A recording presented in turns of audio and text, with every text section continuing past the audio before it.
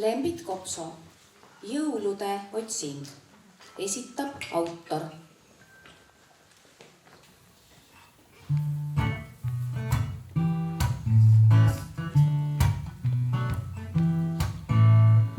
Üle suure taeva pilvel lendab õbe valge saa. Kaunis ilus mees seal istub, käes on piitsa linnaplaan. Otsib kohta, kuhu minna, vaatab oma plaani käes.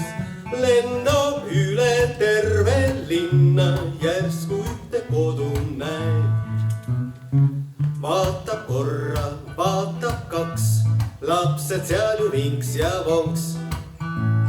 Mis seal enam otsida, tuleb kodu uurida. Jõuab sinna, jagab kingi, ise istub kuuse ees. Lastel kõigil salmid peas, rõõmu tunneb jõulumees. Üle suure taeva pilve lennab õbe valge saa. Kaunis ilus mees seal istub, käes on piitsal linnaplaan.